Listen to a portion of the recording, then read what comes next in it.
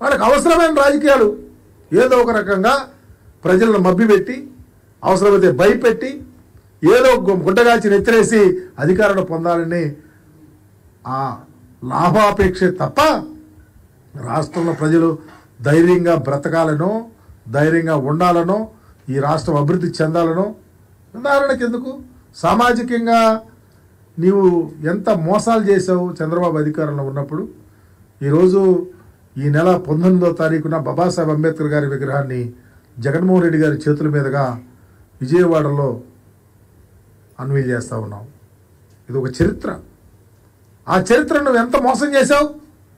నీకు ప్రాబ్లం వస్తే జగన్మోహన్ రెడ్డి గారు ప్రతిపక్షంలో ఉన్నప్పుడు, నువ్వు అధికార పక్షంలో ఉన్నప్పుడు నీకు ప్రాబ్లం వస్తే వెంటనే అసెంబ్లీలో అంబేద్కర్ గారి విగ్రహం పెడతానన్నావు. పెట్టావా? ఎందుకు పెట్టలేకపోయావు?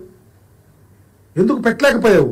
నీలో ఉన్నటువంటి నిగూఢంగా దాగి ఉన్నటువంటి డొల్లతనమే అంబేద్కర్ గారి తేలిగ్గా చూడటం అనే డొల్లతనాన్ని నువ్వు దాగి ఉంది నీలో. అంబేద్కర్ గారి ఆలోచన విధానానికి వ్యతిరేకమని నిగూఢంగా నీలో దాగి ఉంది. కానీ అంబేద్కర్ ఆలోచన విధానం విరాజలాలని ఈరోజు ఈ రాష్ట్ర చరిత్రలో దేశంలో ఎక్కడ లేనటువంటి ఒక మాన్యుమెంట్ని 404 కోట్ల రూపాయలు వెచ్చించి రేపు ప్రజలకు అంకితం చేసి ఈ రాష్ట్రం దేశంలోంచి ఎవరు వచ్చినా ఆంధ్రప్రదేశ్ రావాలా, బాబాసాహెబ్ అంబేద్కర్ గారి విగ్రహాన్ని చూడాలా, ఆ ప్రతిభను చూడాలా, ఆ విగ్రహం ఎందుకు పెట్టాము, ఎలా పెట్టాము, ఆయన జీవిత విధానాన్ని అక్కడ పొందుపరిచే మోరల్స్తో సహా అనేక కార్యక్రమాలు చూడబోతా ఉన్నాం. అది జగన్మోహన్ రెడ్డి గారు అంటే. అది సామాజిక సమతుల్యత అంటే.